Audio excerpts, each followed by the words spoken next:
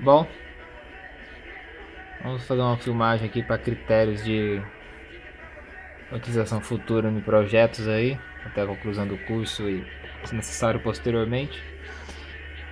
Bom, esse TID é o TID do módulo 11º módulo, que consiste em construir o contador decimal, consiste isso, contador de 0 a 9, nesse caso de 00 a 99. Foi dada uma faixa de contagem pelo professor e seria necessário dentro dessa faixa fazer um motor rodar no sentido e fora dessa faixa fazer o motor rodar em outro sentido. A faixa, no caso aqui do nosso projeto, foi a faixa de 98 a 41. Então, de maneira bem básica. Chegou na contagem 98, o circuito comparador, que é esse cara aqui, vai dar um pulso e vai fazer o motor girar no sentido. Chegou no 41, ele vai dar outro pulso e fazer girar no sentido inverso. Então, vamos fazer a explicação rápida aqui. Eu tenho os dois contadores, 40 e 29. São dois contadores completos. Fazem contagem de up down, binário e decimal, com load, carregamento com pino de load. Nesse caso aqui nosso carregamento é 0. Não foi estipulado carregar nenhum número de contagem, então começa a carregar com 0 mesmo. Como é que funciona basicamente? Eu tenho um pino neste cara que chama carry out e carry in. O carry in vai para o terra, o carry out sai daqui e vem para o carry in deste. Para que serve esse pino carry out? Quando o contador chega no final da contagem, no caso, eu fiz a programação do pino dele aqui para ele contar de 0 a 9, que é a contagem decimal. Quando ele chegar no 9, que ele fechou o ciclo de contagem, ele dá um pulso do carry out, dando o pulso no carry in desse cara. Então, ele vai contar de 0 a 9, quando chega para virar, seria o 10, ele dá um pulso para esse cara contar 1. Ele 1, 2, 3, 4, 5, 6, 7, 8, 9, 9. Quando ele vai contar 10, 2, 20. E assim sucessivamente. Se fosse necessário colocar outro bit, mesma coisa, a partir do carry out desse cara, carry in desse, e assim sucessivamente, se fosse necessário. E esses dois aqui são os conversores PCB, que é o que? Ele pega uma saída que sai do contador de 4 bits e faz a conversão para o display de segmentos.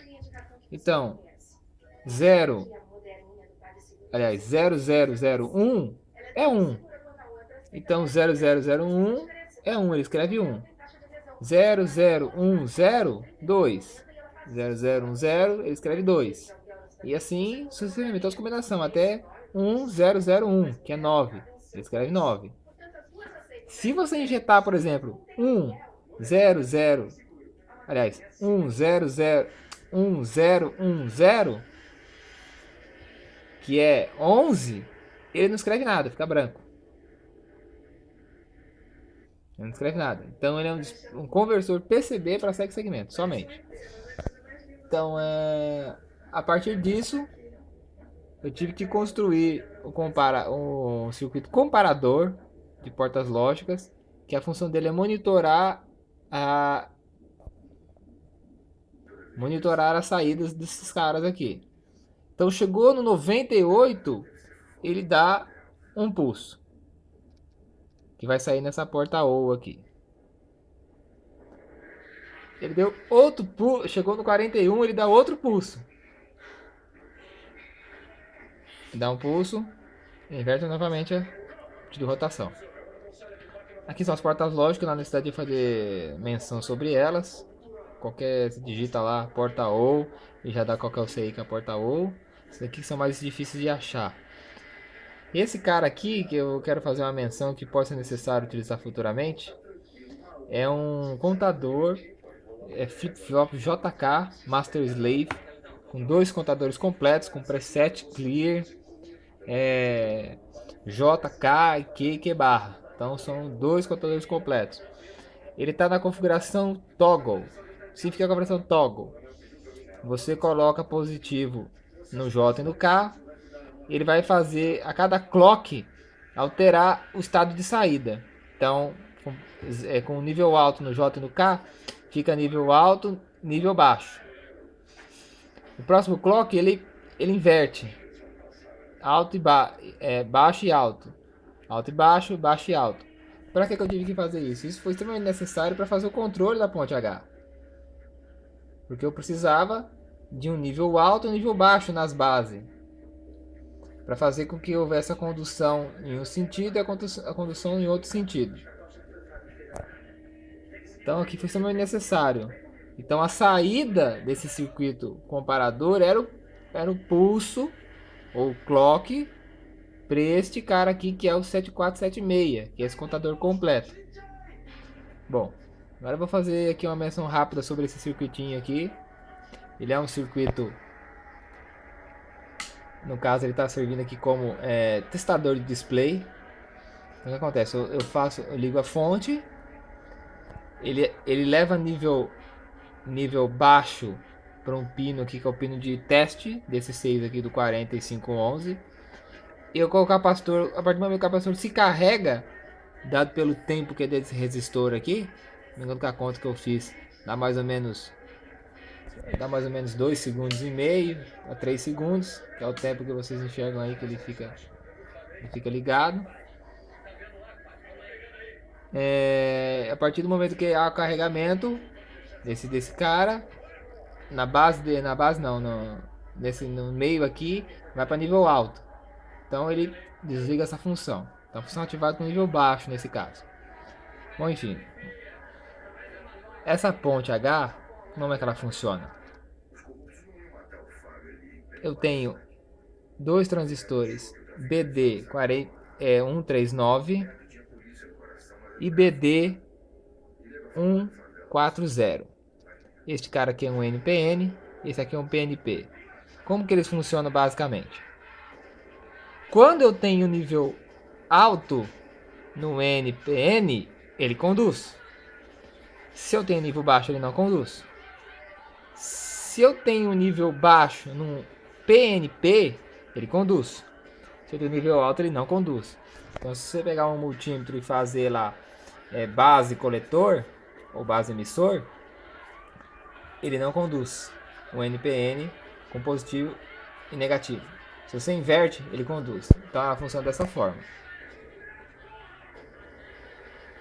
Se há positivo aqui, há negativo aqui. Então ela conduz nesse sentido. Fazendo assim, a corrente conduz nesse sentido. Se eu tenho negativo e positivo, ela conduz no sentido contrário. Então o motor está ligado entre os emissores da ponte H. Então a corrente é forçada a circular num sentido inverso. 98 ele inverte a rotação. Quando chega no 41 ele inverte novamente. Esses diodos foram colocados para fazer a proteção dos transistores pela corrente reversa que dá quando dá a inversão de rotação desse cara. Estão polarizados inversamente entre a base, aliás, entre o coletor e o emissor dos transistores. Outra menção que eu posso fazer sobre esses capacitores aqui, este capacitor e este, que são capacitores de filtragem ou de estabilização. Este pulso aqui, fazendo testes antes de fazer a aplicação da ponte H, verifiquei que poderia gerar algum ruído que fazia com que este cara entendesse como clock. Então eu coloquei esse capacitor ligado em paralelo com o terra. Ele forçou que zerasse esse ruído, ou de certa forma, se o ruído fosse muito pequeno, ele seria absorvido pelo capacitor. Então ele só enxerga quando vem um nível alto mesmo. Vem ruído, ele não acaba enxergando como um nível alto. Então resolvi o problema de ruído. Bom, aqui é só um pino de reset. No caso ele zera a contagem, ele trava a contagem 00 e volta a contagem 99. Bom, é isso. Valeu.